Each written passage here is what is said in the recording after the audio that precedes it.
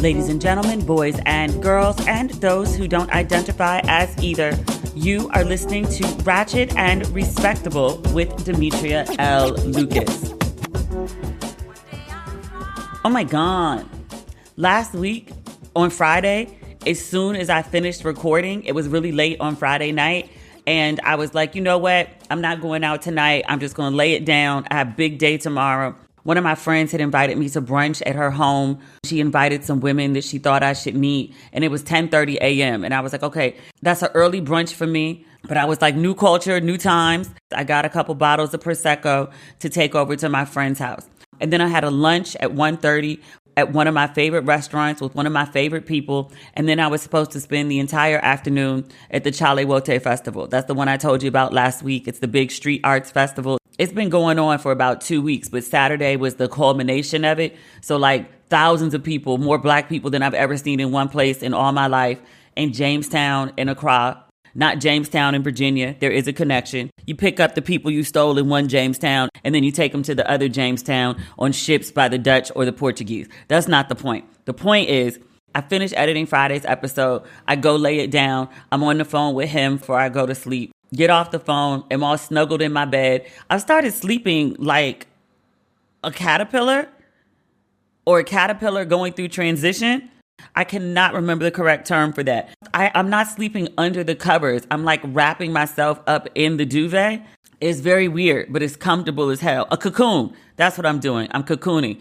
I know there's some psychological issue here, but I feel fine otherwise. I was like, is this like my equivalent of a weighted blanket where I'm like, I don't know, I'm getting a sense of security or something? Whatever.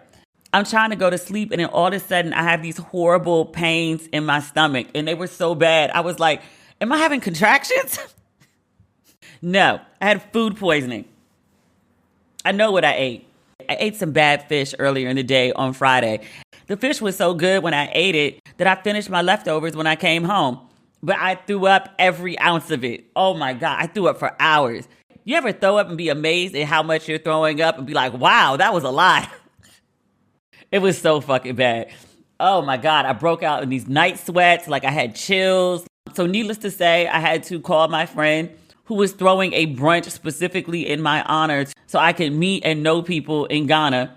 I had to hit her at like 6:30 in the morning, like, hey, I'm dying and I'm not going to be able to make it. I am so incredibly sorry. She was so gracious. She was like, my assistant is with me today. Like, I can have them bring you ginger ale. And then I sat there and cried because I was like, this is like the nicest thing anybody's ever done for me. I came over here with a whole bag of medicine. So I had Pepto, I had Tylenol, I had Alka-Seltzer. So I took an Alka-Seltzer to calm my tummy, and that did help. And the ginger ale, obviously.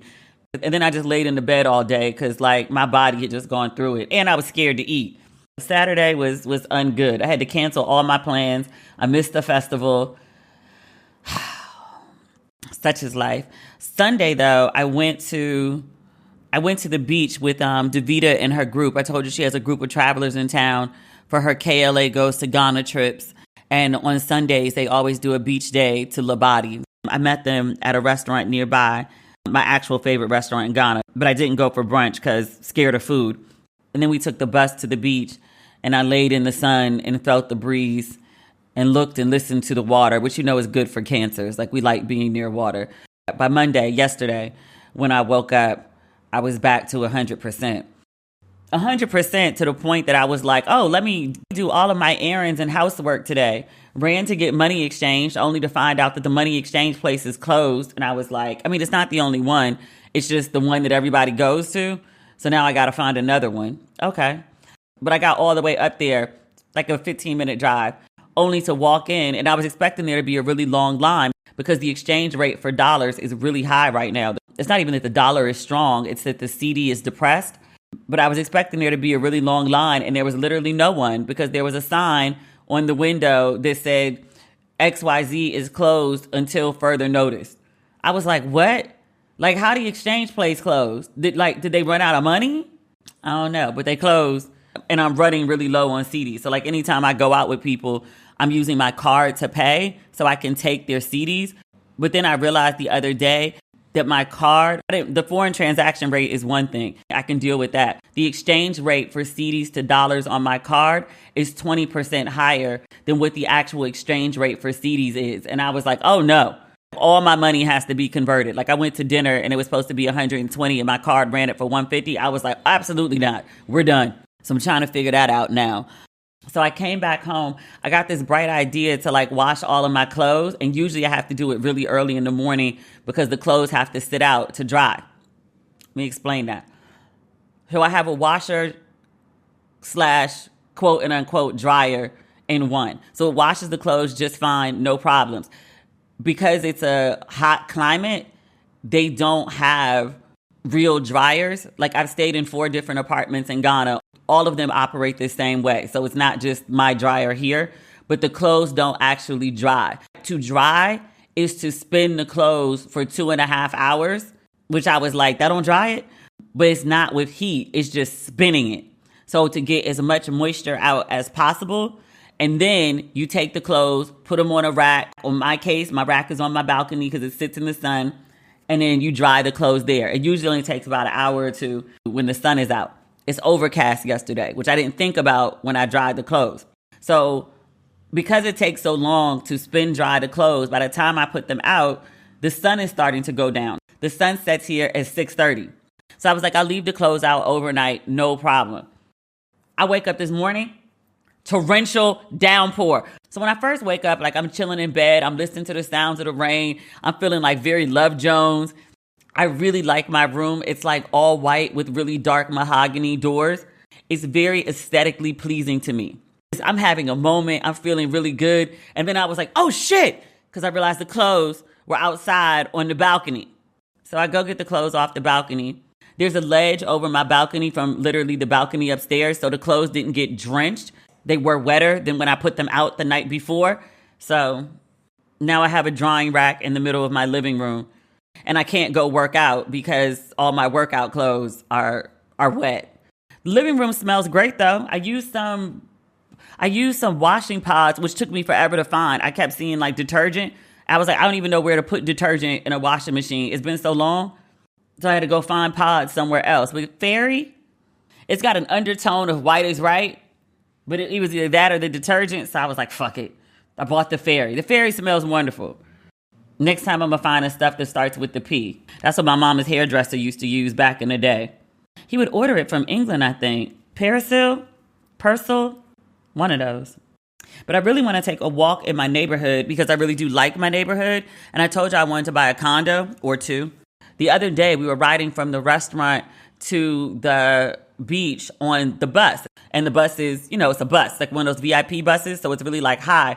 And as we're riding through the neighborhoods, I could see all of the condos, the ones that are built, but also ones that are coming up. The way Ghana is set up, there are walls around most properties, and you have to open a gate to drive on, walk on, whatever. That's for security. So you can't always see what the buildings look like just walking around. Like you have to actively cross to the other side of the street and look and see the top of the building or something like that. Because just walking around, I've just been trying to get a sense of my neighborhood and where the stores are and such, but I hadn't been paying attention to the condos. But not so far from me, like a mile or 2 walking distance, there's a ton of places that are really, really cute. So my goal for this morning was to take a walk around and see what's out there just so I can research and see, what prices are and what the good areas are, what the good buildings are, who the good developers are, things like that. But, pouring rain and also wet clothes. That's my life right now. Even as I was scrambling this morning and pulling my clothes inside, I went and stood on the balcony and looked at the rain. And I was like, this place is so beautiful. I'm very enamored with Ghana and my neighborhood specifically. Even after the morning chaos, I was like, I should go downstairs and get a coffee and drink it on my balcony. And then I remembered that I don't have an umbrella either, so I couldn't go outside. And then also, no clothes to wear.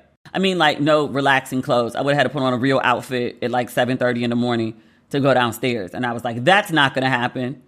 So I just left the balcony door open. I don't have a window. It's kind of like my old apartment in LA. Like I have like one wall or half the wall is the sliding doors for my balcony. So there's technically no window in my living room. but I opened the door just to let some fresh air in and listen to the rain and the sounds of the city because, I don't know, little shit makes me happy. And doing a bunch of little things that make me happy is kind of how you end up with 10 days.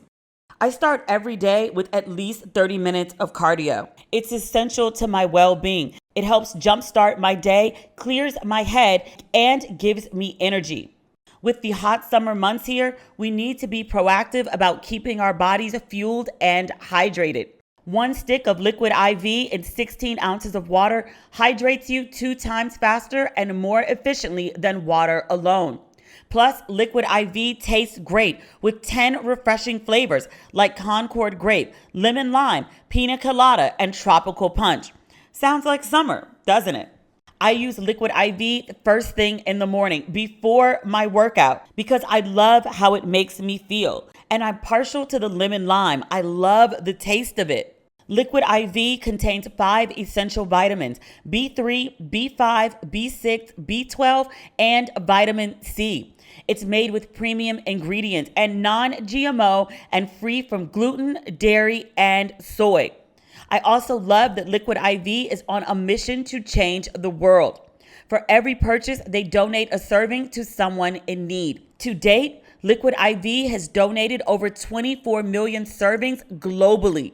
Grab your Liquid IV in bulk nationwide at Costco, or you can get 25% off when you go to liquidiv.com and use code RATCHET at checkout. That's 25% off anything you order when you shop Better Hydration today using promo code RATCHET at liquidiv.com. From Kevin Hart and Charlemagne the God's production company, SBH Productions, comes an audio documentary that explores 2 unprecedented events that rocked Philadelphia in the summer of '85. Created by New York Times bestselling author Chris Morrow and narrated by Philly native Kevin Hart, the documentary digs deep into what happened when the city's first Black mayor dropped a bomb, literally, on the headquarters of a radical group called MOVE, and 2 months later hosted Live Aid, an international concert to raise funds for African famine victims. Separated by 2 months and 8 miles, these events reveal the best and worst of the city of brotherly love through a combustible mix of power, philanthropy, and prejudice.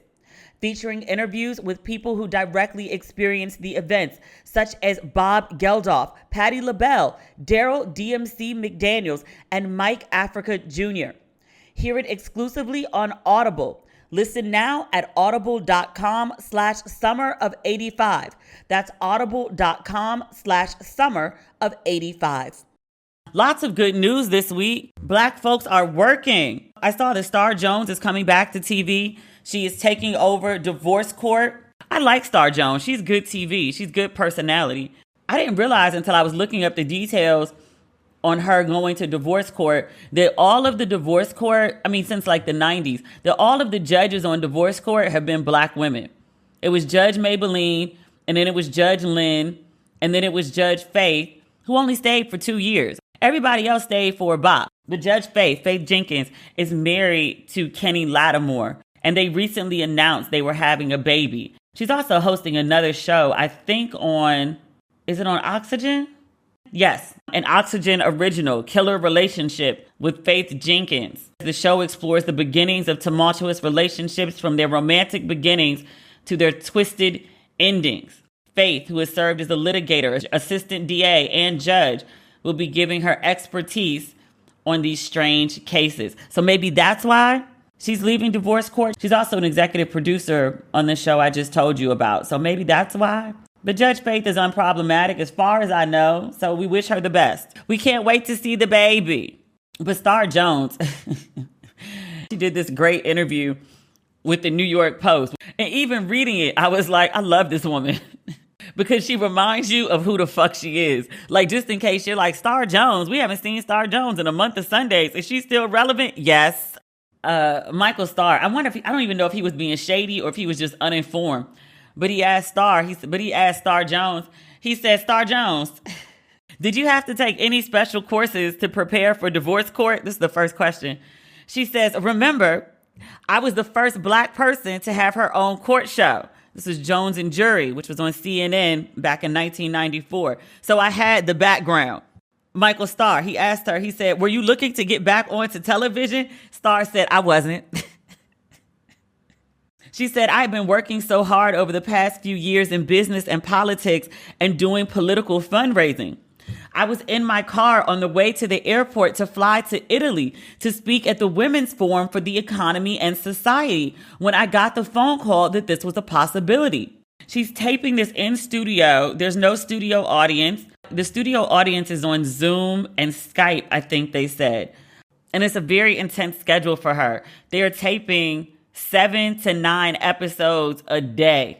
That's a lot. But Starr did say of her new role, she said, quote, I prepare like this is Starr going into court for real. I go through each and every fact pattern, what aspect of the law is going to apply, if there are any resources I want to bring in. I treat each case like one of my actual cases.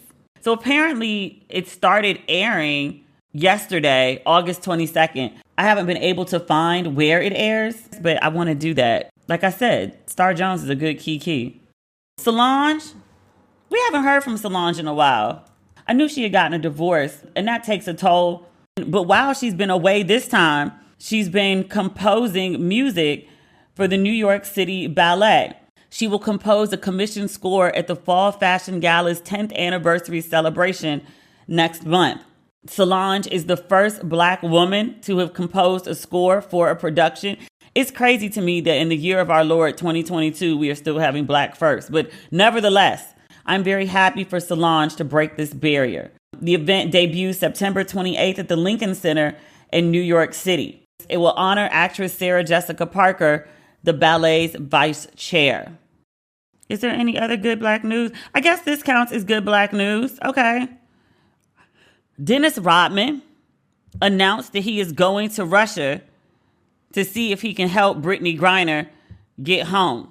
Yes. Dennis Rodman, the same Dennis Rodman with the hair, with all the colors, who wore the wedding dress, who ran off to Vegas in the middle of the Bulls season and Michael Jordan had to go get him, that Dennis Rodman. Same Dennis Rodman. He said that he got permission to go to Russia to help that girl. I'm laughing at the way he phrased it. I'm not laughing at the situation. The situation is not funny. But he said he's specifically going to Russia to help secure the release of Brittany Griner, who, if you recall, was sentenced to 9 years in a Russian prison. Now, I recall that the United States was like, hey, we made an offer to Russia in exchange for some arms dealer. We want Brittany and another American who's been sitting over there for a while. I don't know what happened to that. I remember there was a big announcement about it, and then nothing's been said since. I don't know if they're working behind the scenes with negotiations, because I know those are very tricky things. I also know that Russia at first was like, we'll take the arms dealer. And then they were like, oh, and we want somebody else. I want to say it was like a murderer or somebody who's sitting in Germany. And the U.S. was like, we can help you with U.S. business. We can't help you with Germany business. But Dennis Rodman, who I did not have on my bingo card as a diplomat of some sort, said he was going to Russia this week. He also said, I know Putin too well, which I was like, you know Putin? The crazy thing, though, he does. It's not as batshit as it sounds. Like, because when you hear it, you be like, Dennis, you doing what? You going where? Stay with me. Dennis Rodman went to Russia at some point and sat down with Putin, and they talked basketball. They had a great conversation. He remarked afterward he was a cool guy. He did say their visit was strictly about sports, but apparently he thinks that he has enough of a rapport with Putin that he can go over and have a conversation. Dennis Rodman has said, I am not a politician. I'm a basketball ambassador. That's it. But folks like his ass. And that's half the job of being a diplomat. He's likable. He's different. I'm not saying different as in bad. I'm saying different as in he's different. Just different. That's all. But likable, clearly. You know, he's also friends with the head of North Korea, Kim Jong-un? Of all names. I can't pronounce shit else, but I can pronounce that. Apparently he goes over sometimes and they just kiki together. There's a picture of them and people just sitting together like kikiing. And Kim looked like he telling Dennis all the tea. And Dennis looked like he doing it in a yonder. He taking all the facts in so he can make an assessment and fix his life. Look, I don't care how Brittany gets home. I just want her home. If it's Dennis Rodman, God bless him. The American government has said Dennis Rodman ain't got no business going over there, though. They don't want him to go. If somebody's in a position to help and you trying to get something done that you can't get done, and he can, what's the problem?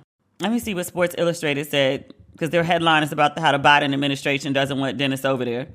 It says, quote, when asked about Rodman's intended visit, a State Department spokesperson discussed the importance of keeping the negotiations within the, quote, established channel to avoid complicating discussions.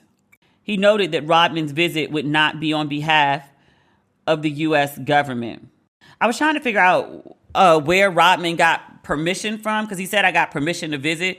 It seems that was Rodman's fancy way of saying he got a visa. You don't need permission from the U.S. to travel to Russia, but you do need a visa to get into Russia. And Rodman has been granted a visa. I don't know if he has anything more official than that. But I swear, if Dennis Rodman can get done what the whole Biden administration can't, I just want the girl home. That's a hard nut to crack. You get that done, I'd like to see what else you can get done. What else is going on? There's so much good news this week. We usually don't have this much joyful talk. The parties, the gatherings, the extra time outside, and of course, a little well-deserved time off. What's not to love about this time of year? With all that fun on my calendar, it's hard to find time to grocery shop and commit to delicious fruit and veg-packed meals that keep me nourished. That's where Daily Harvest comes in. Daily Harvest delivers delicious food built on organic fruits and vegetables. Choose from smoothies, flatbreads, harvest bowls, and more, all ready to enjoy in minutes. So if I'm just getting back from a trip and too busy to grocery shop, Daily Harvest has my back. They help keep my freezer stocked with good food that's always ready when I am. Everything's farm to frozen to lock in peak nutrients and flavor. Dig savory, sweet, somewhere in between, they got you. With Daily Harvest, there are tons of options for any time of day. And the best part, no shopping, chopping, or heavy lifting. My favorite Daily Harvest picks for summer are their strawberry peach smoothie. It's so good. Go to dailyharvest.com/respectable to get up to $40 off your first box. That's dailyharvest.com/respectable for up to $40 off your first box. dailyharvest.com/respectable. Did you know apple cider vinegar has been used for centuries as a traditional remedy for digestion, gut health, and appetite?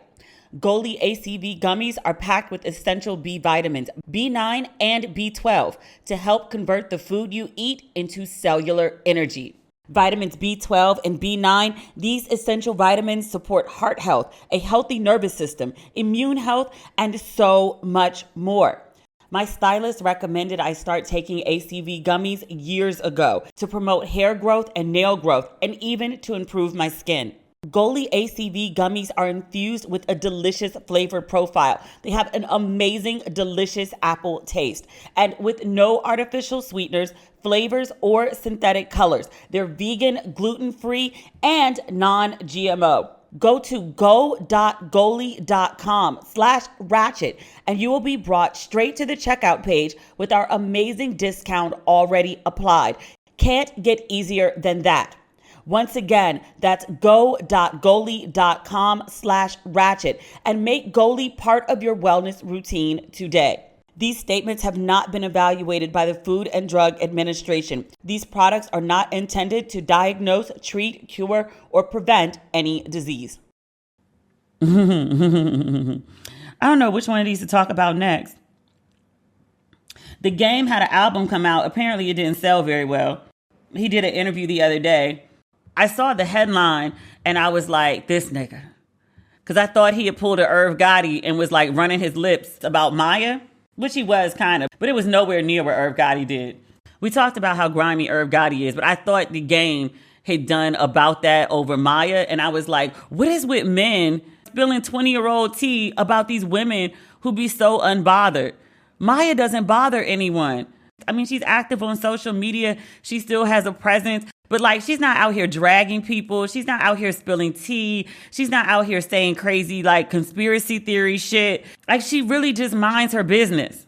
But the rapper did an interview recently on the podcast, The Debut Live. He went on to talk about his relationship with Maya. He said he had a crush on her, and he mentioned her in one of his songs and called her a bitch. But he meant it affectionately, which I was like, what? But he said Maya's father... Maya's from DC, so her DC daddy rolled up on the game. Did he say it was on a video shoot? And he was like, yo, why are you calling my daughter a bitch? And Game was like, I had to back down because her dad rolled up on me. He was like, I was a young kid. He was like a stocky, dad. And he was like, I didn't mean any disrespect. Like, I was just, saying it as a figure of speech. But like, I don't know her. I've never met her, but I'd like to get to know her. At some point they met. They dated. They were in a situation. He was supposed to fly to Miami to meet her for Valentine's Day. He said he was driving and he ran into the woman who is now the mother of his children. He was supposed to be headed to the airport. He said, I pulled up on my baby mama. We didn't have no kids yet. By the Ladera Center in my Bentley, and she was in a Benz. And she looked so good. And we kicked it with each other on Valentine's Day. So I stood Maya up. He goes on to say, she dumped the fuck out of me. And she didn't just dump me. She brought her daddy out to my house in LA. She flew him out there to talk to me. And I had to explain to Maya why I broke her heart and give her closure. And that was it. She ain't talked to me since. He goes on to say, Maya is great. Love Maya to this day.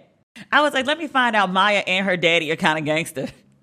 It's not a story we needed to know, but it's one of those stories that once you know, you look at Maya different, but different in a good way. I thought that shit was hilarious. I need to take my nigga back from the game. I shouldn't have called him that. I use that word when people act an ass. He wasn't acting an ass in this situation. It made Maya look good, and it made him look like shit. I'm fine with that. Irv Gotti, his reckless dragging tea about Ashanti, don't care for it. Maya's story didn't bother me. Now we have unpleasant news we need to talk about. And I avoided speaking about it last week. Last week's episode was running a little long. But also, I read this article and I just felt sad after I read it. It was tea spilling. The Hollywood Reporter did a lengthy cover story on the demise of the Wendy Williams Show. It's literally called Inside the Final Days of the Wendy Williams Show. A behind-the-scenes look at what really went down with TV's queen of the Purple Throne. So reading this article and learning the backstory and learning some insider details, it just made me feel really bad for her. And I know a lot of people don't feel bad for Wendy. They're like, she spent her whole career dragging people and saying very negative things about people. And so she doesn't deserve sympathy or empathy. I hear that argument. I understand why some people would take that stance. I get it. And still, I feel bad for her. It doesn't seem to me like she has anyone around who really cares for her. And I don't know if that's because there isn't anyone who does, or she's pushing people away who do. I don't know. But it's a really sad situation for me to see. So I'll share some details that are in this Hollywood Reporter story, but there's nothing that I delight in or I could kiki about. I was just like, oh my God. Oh my God. I just kept saying, oh my God. And my face was all screwed up while I was reading it. The story starts out talking about this Zoom interview that Wendy was supposed to do. Hollywood Reporter describes, quote, according to multiple people present, she was much less able to communicate a clear message as her speech quickly became muddled and disconnected. She started rambling and people were like, what are you saying? They described people as being bewildered. They said Wendy wasn't coherent. They said the whole Zoom lasted 2.5, 3 minutes before executives turned it off. And they said in this Zoom, and this was at the beginning of the season, not towards the end. So even before the season started, they said people were sort of freaked out. She was saying things like, oh, I can't wait. I'll be back with you really soon. But it was obvious to anyone watching that she was not going to be back really soon. And so that's what led to what Hollywood Reporter describes as a revolving door of guest hosts that filled in for the remainder of the year. Hollywood Reporter makes the same observation that most of us made. You remember back in 2017 when Wendy fainted on air? They marked that as the beginning of her struggles. But over the next 4 years, she just seemed to unravel. There are some details that the public wasn't privy to, and that's what the Hollywood Reporter was able to find out for this article. So they say that during a 4-year period, producers sent pre-show text messages to higher ups at the company questioning Williams' sobriety on quote, at least 25 separate occasions. Williams would always insist that she was fine. Her drinking problems were really severe. A source told the Hollywood Reporter that staffers would find bottles of alcohol up in the ceiling tiles and other weird places in the office. By the summer of 2021, Williams was in and out of hospitals and doctors' care, according to multiple sources. She was whisked from one expert to the next as medical professionals tried to figure out what was causing symptoms like nonlinear speech, brain fog, memory loss, and even hallucinations. It said things went from bad to worse. Photos of Williams walking the city streets in blue hospital booties began flooding the internet. A few days later, reports of her being hospitalized for psychiatric evaluation followed. It had become clear that they would need to push the season premiere by a couple of weeks. So a good chunk of the article is about the rotating series of guests that came to fill in for Wendy while she was supposed to be in recovery, whether it was from alcohol or drugs or lymphedema or Graves' disease or whatever was going on with her. According to insiders, the idea all along was to have Wendy come back, but she was out for so long with no seeming progress, and that in February of this year, the production company officially decided to cancel the show. And they decided that Sherri Shepherd, who had done well as a stand-in host for Wendy, would launch in Wendy's time slot in the fall. And I think it's worth noting in this article that Sherri is not a replacement for Wendy, that the Wendy Williams Show was just that. It was Wendy Williams Show. Wendy is unable to complete the show, so the Wendy Williams Show has ended. A new show with Sherri Shepherd as the host was developed not to replace Wendy per se, but to fill Wendy's time slot. I think that's a notable distinction. Like, she didn't steal Wendy's show. It's not like Wendy was ready, willing, and able, and Sherri was like, haha, no. This article makes it pretty plain that Wendy is not able to do a show, as much as Wendy would like to continue a show. So after the announcement was made that the Wendy Williams Show is officially canceled, Wendy calls them out the blue one day in late February and was like, what is all this about my show being canceled? And they're like, hey, we haven't heard from you in months and you haven't been able to do the show. And we've been having people cover for you for literally 3 months. And so we had to make a decision. This is where it gets really strange. The Hollywood Reporter reports, quote, a version of this conversation would take place several more times over the next 4 months. There were multiple phone calls and a sit-down lunch in Manhattan. Each time, according to sources, Williams appeared to be having the discussion for the first time. This is what the producer said. They stressed to Williams the importance of getting cleared by a doctor before she'd be able to return to TV in any meaningful capacity. We said, Wendy, we need to have a diagnosis, whether it's the TV stations or a network or a new producer. Anyone who's going to do business with you after you didn't show up for a year needs to know that you're okay. No one's going to risk money or finance things. They said to date, Williams has been either unable or unwilling to present an okay. Williams' current manager is a guy by the name of William Selby. He's a high-end jeweler who says he met Wendy through a DJ 5 or 6 years ago. He said he helped her procure some diamonds and the two remained close. He said when he started to see the replacements in Wendy's chair, he stepped in. He says he and Wendy have been busy with a few projects, including a restaurant and a podcast titled The Wendy Experience. Selby adds that he genuinely cares about Wendy, even if others seem to doubt him. He says, quote, I know everyone thinks that we're all trying to take advantage of her. And what I don't understand is, don't I look rich? Why would I come into Wendy's life to take advantage of her? I don't have time for that. So no one's trying to make her do anything that she doesn't want to do. She wants to work right now. I'm the one saying, hey, Wendy, let's wait, let's assess. And if you really feel 100% ready, then let's do it. I don't understand how anybody with a straight face can see the recent videos of Wendy Williams and remotely speak about her like she's ready to take on any new ventures. I saw that interview on TMZ, the one where she tossed up her swollen leg to show for the camera. They were asking her questions and she was pretty incoherent. She has no business being in public. She needs to be under a doctor's medical care. You can look at someone and see when they're not okay. She's not okay. This article is it's one sad detail after the next. The woman didn't remember that her show was being canceled. I respect that she's so passionate about her show that she thinks that, the next day I'll be fine. I can return. I'm all for the hope spring being eternal, but either she has some mental issues where she can't remember things, or people around her are not being honest with her about her condition. I feel very bad for her. This article just made me really, really sad because Wendy at the top of her game was at the top of the heap. She's one of the best to do it in terms of talk shows, in terms of talk radio. But she needs help. And I'm not sure who's helping her. This guy, the jeweler, who's like, oh, I just want to help.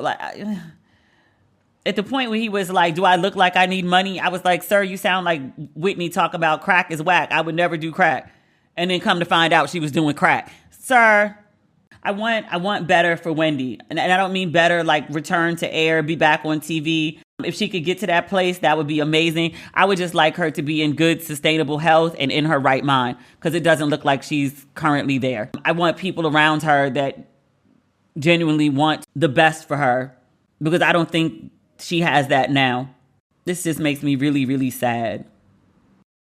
As if we weren't depressed enough, do you remember, of course you do, because how could you forget, many, many years ago, early 2000s, there was, I can't even call it a sex tape because of the age of the girl that was featured. It was the young girl, 14 years old, that R. Kelly had urinated on video.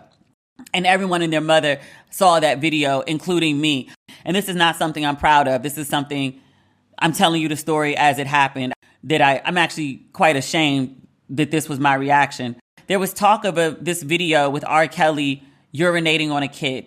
One of my friends had gone down to Canal Street because they were selling the video. Remember we spoke in a previous episode about the sexual exploitation of Black women and where the money goes, how much money is generated off of the sexual exploitation of Black women. Went down to Canal Street and bought the CD of which they were calling the R. Kelly sex tape. And we all went to a friend's house, maybe like 7 or 8 of us in the room, and we popped it in the DVD. There were 2 girls on the tape. One of them, older girl. I think later it came out that she was 16. R. Kelly at the time, by the way, was about 30. But the next portion started, and this little girl came on the screen. And it was rumored that she was 14, but to look at her, she looked closer to 11. She didn't look like she had gone through puberty. It looked maybe like she was starting puberty. Her chest was buds, not breasts. We've been laughing uncomfortably at the audaciousness of R. Kelly to have sex with girls. We didn't call it rape at the time. We didn't call it molestation. We didn't call it abuse, even though that's what it was. But it just wasn't the terminology that was used at the time. And we knew what he was doing was wrong. Let me just speak for myself. It didn't hit as in my head as something that was criminal at the time. I think when I was watching this, I was under 25. The level of wrongness of it hadn't fully hit me yet. But we get to the part of the video and there's this 14-year-old who looks younger than 14, and she looks so uncomfortable. And R. Kelly is sort of like, directing her to do things. I want to say he was trying to get her like to dance like sensually for him. She's a child. Like, you can't be sensual. Like, it's a kid. And then he started peeing on her. And we were all like, yo. In theory, the idea of seeing someone pee on someone else it was supposed to be shocking, audacious, like, I can't believe this nigga here.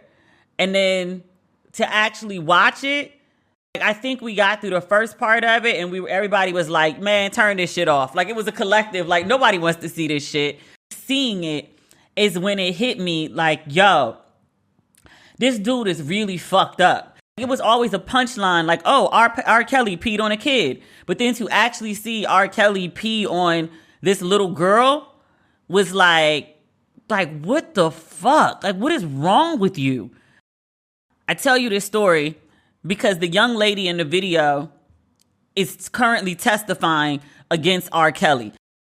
She's testifying in Chicago. She's going by the pseudonym Jane Doe. If you recall, there was a trial with R. Kelly in 2008, and it was on child pornography charges stemming from the video in which he urinated on this young girl, this 14-year-old. USA Today goes on to note that R. Kelly used to carry a duffel bag full of sex tapes of the girls that he was sexually abusing everywhere he went for years. And then according to court filings, some tapes later went missing. The USA Today notes that in the 2000s, bootleg copies of some of the videos began appearing on street corners throughout the U.S. Canal Street. Sparkle showed her parents a copy of the video that she said depicted their daughter having sex with R. Kelly. Jane Doe described her parents confronting Kelly about whether he was having sex with their daughter. Jane testified Kelly dropped to his knees and begged her parents to forgive him. She said she later implored her parents not to do anything to get Kelly in trouble, telling them she loved him. So when the court case came up in 2008, Kelly told the parents and the girl at the time to leave Chicago. He paid for them to travel to the Bahamas and Cancun. When they returned, prosecutors say Kelly isolated the young girl, moving her around to different hotels. When called before the state grand jury, the girl and her parents denied that the girl, the one who's now testifying it was her, they denied back then that it was. That's how he got off. Jurors told reporters after the trial that they weren't convinced that the girl in the video was who the state prosecutor said she was. I want to be detailed about this because a lot of people have been saying, well, for all these years, she's been denying that it was her on the tape. And so now she's coming back as a grown woman and saying it was her. Like, why is she changing her story? It says an attorney for Kelly asked jurors during opening statements on Wednesday to scrutinize why Jane is coming forward now and changing her testimony from 2 decades ago. Still the prosecutor. For the last 22 years, she has adamantly denied that it was her in that video. Before there was any criminal investigation, she denied it. She denied it repeatedly to prosecutors. She denied it to social workers, to police officers. She denied it under oath to a grand jury. On the witness stand Thursday, Jane said she is testifying under immunity because she lied under oath in a 2002 grand jury about her sexual relationship with Kelly and whether she appears in the explicit video recordings with him. She says, if I correct my mistakes by telling the truth, I won't be prosecuted. The prosecutor asked her, why were you untruthful? Jane, because I was afraid to expose Robert, because I was afraid of what might happen to my parents. I also did not want that person to be me. I was ashamed. She said she finally decided to tell her story because, quote, I became exhausted living with his lies. She was 14 then. She's 37 now. She described her upbringing in a musical family in a Chicago suburb. She noted that she was homeschooled because she was in a touring musical group that she joined when she was 12. She first met R. Kelly in the late 1990s when she was in junior high school. She tagged along to Kelly's Chicago recording studio with her aunt, a professional singer, Sparkle. And Sparkle said, well, maybe you should, try to forge a closer relationship. She told jurors, I'm reading this from USA Today, she asked R. Kelly to be her godfather because she saw him as an inspiration and a mentor. The woman says Kelly chuckled and agreed to be her godfather. Within weeks, their relationship became sexual. He would talk to her on the phone and ask, what color panties are you wearing? And about her breasts growing. He told her that she needed to wear bras. She said he first touched her breasts and other parts of her body when she was around 14 at a Chicago recording studio. She said she was 15 when they first had intercourse at his North Side Chicago home. She said she lost her virginity to R. Kelly. Prosecutor asked her how many times they had sex before she turned 18. She said, quote, uncountable times, hundreds. When Kelly became her godfather, Jane testified that her parents felt comfortable letting her stay the night or even the weekend at his home without her parents or aunt present. She testified, quote, they would pretty much drop me off and then leave. They sold that baby to a predator. That is baffling to me. That you just dropped your 14-year-old daughter off with a random man just because she was in a singing group and that he was this famous, award-winning musician. I could see taking her to the studio and sitting there the whole fucking time while she records. I could see that. But you just dropped your 14-year-old daughter off and trusted this man because he was famous or had a lot of money. Either or. Her parents need to be on trial for this shit too. They need to be on trial for dropping her ass off, and they need to be on trial for lying back in the day when somebody was actually trying to get this man off the damn streets for being like, no, that's not her. No, You got one job as a parent, one goddamn job. Protect your goddamn kids. And you just fed this child to a predator. Some shameful shit. All right, y'all. That's the episode for this week. I'll be back on Friday, hopefully with some less depressing things to talk about, because what the fuck? All right, talk soon. Bye. I ain't even mean that kiss this week. I'm disgusted right now.